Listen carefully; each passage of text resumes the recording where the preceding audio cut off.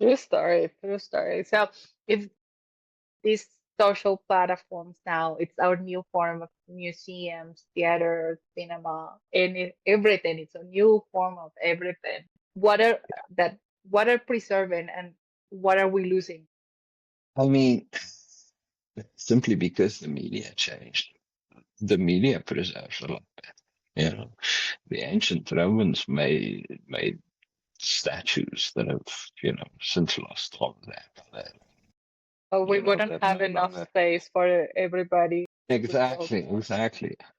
However, like the data in your cell phone, if stored properly, there is no reason why it couldn't last forever, and probably will. Which is another thing why it's so important to be careful what you put on there. But that so art can now be forever.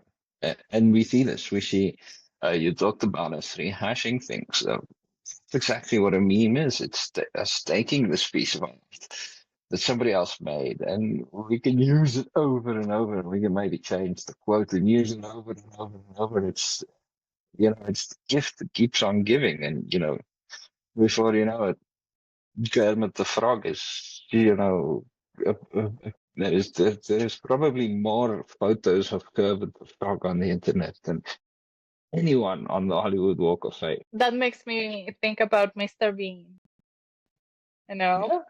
Because I mean, and I never actually fact checked that, but there was a video about how many actual Mr. Bean episodes are, and it's like 12. Yeah, Like there's it not a was lot one of them. He, season he and done. didn't like doing it. He didn't it. They had to literally kiss his bum to come back and do it again every time. But then again, uh, we've seen infinite amount of videos of this character that it makes you think that it was like a long run show. Yeah. Like it was like Friends. I don't think even Friends Oh, has this type of many clips. no. No. I don't think so. Look, look, like say about the English, whatever you want. Okay. How they really. English humor is one of those gifts that can keep on giving. Okay, like if you go back and you watch the Monty Python series, there's not a lot, there's just a handful of them. You go and watch that stuff, it's even funnier today than back in the 80s when they were making it. Like it's mad how incredibly creatively funny those people were. And it's no surprise that that stuff will last forever. It's the same. I'm not saying that American humor, they have their, you know, Yeah, it's just they have different, different coded. like the Naked Gun is kind of a similar type of vibe. It's still really kind of silly and funny, but it's, It's like I think, it's like it's like The Office.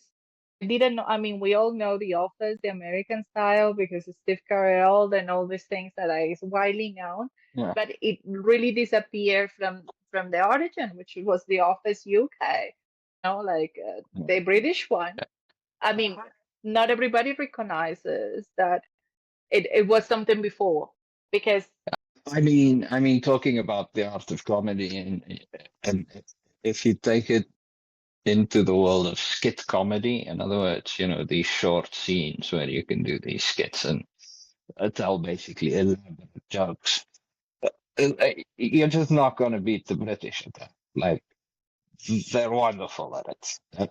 And they've got a specific style and specific class, I think. But that's not to say that, in other areas, like, I think American, cartoon, the cartoons, the adult cartoons, like Adult Swim, those kind of things. I think that's hilarious. I think it's really fun.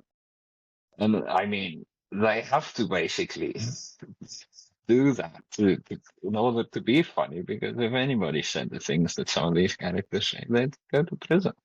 So for that's art finding a way, for good or for bad, whatever that means. As long as it's funny, as long as it remains entertaining, there's nothing wrong. The problem is, it's a lot of times it's never funny or entertaining. As you say, it's because Oh, if anything is good enough, then that's what you're going to get.